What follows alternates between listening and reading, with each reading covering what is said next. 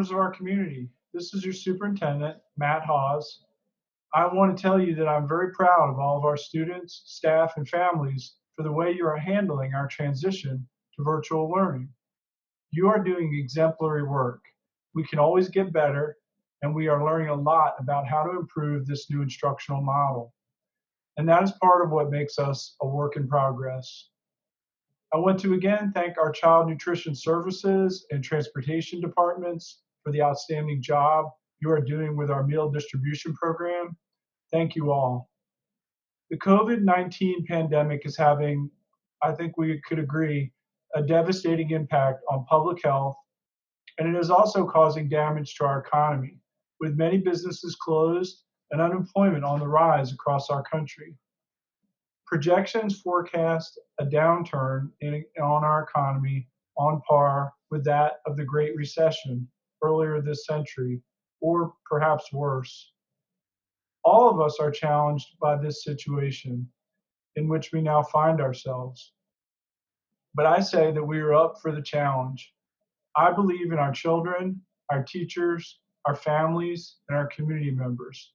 I believe that when times are hard, we can do our best.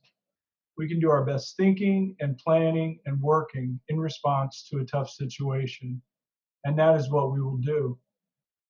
The impact of developments associated with COVID-19 on the delivery of public services, including education, will be severe.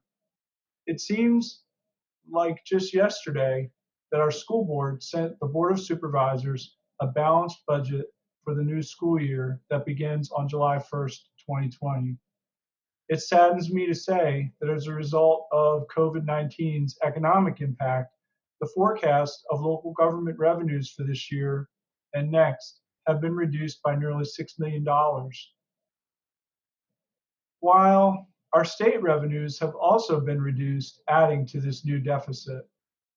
As a result, we have gone back to the drawing board for our spending plan for the 2020-21 school year. This will require hard decisions as we begin to reduce expenditures to adjust to revenue cuts. In making these difficult choices, we have drafted 5 principles or goals to guide us through this process. They are as follows. First, student learning. The budget will support the mission of Albemarle County Public Schools in establishing a community of learners and learning through relationships, relevance, and rigor, one student at a time. Equity. The budget will provide the resources necessary for creating equitable opportunities for all students. Current employees. Best efforts will be made to keep current regular employees, instructional and support staff, employed. Contingency. Knowing revenues will remain uncertain, the budget will include contingencies and flexibilities to respond to any changes that may occur once the fiscal year has begun. Stakeholder engagement. The decision-making process will be transparent, well communicated to staff, students, families, and our community. Feedback from stakeholders will be solicited and valued. We have priorities. However, before making any choices, we would like to hear from you. In addition to the public hearing our school board will hold on Thursday, May 7th, I'm hoping you will also participate in this process by completing a brief community survey that is now online. The survey will describe our budget principles and priorities and ask you to share your opinions and your own priorities by clicking on the link that appears on the screen. Thank you, and please stay safe. Speaking of staying safe, I would like to close my message with a quote from Fred Rogers, better known as the host of the long-running PBS program, Mr. Rogers' Neighborhood. As you can imagine, when I was a child, like many of you, I watched Mr. Rogers' Neighborhood, and I think much of what he had to say during his time on TV applies to the lives of our children now.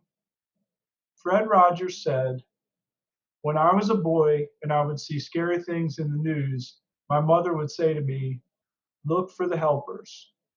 You will always find people who are helping.'" To this day, especially in times of disaster, I remember my mother's words, and I'm always comforted by realizing there are still many helpers, so many caring people in the world. So let's remember those helpers, the teachers, the school administrators, the cafeteria staff, the bus drivers, the custodians and nurses, the building services and office staff of Albemarle County Public Schools. Let's remember all of our neighborhoods and our nation's first responders and medical professionals. They are all here to help, and thank goodness they are. Thank you for your time.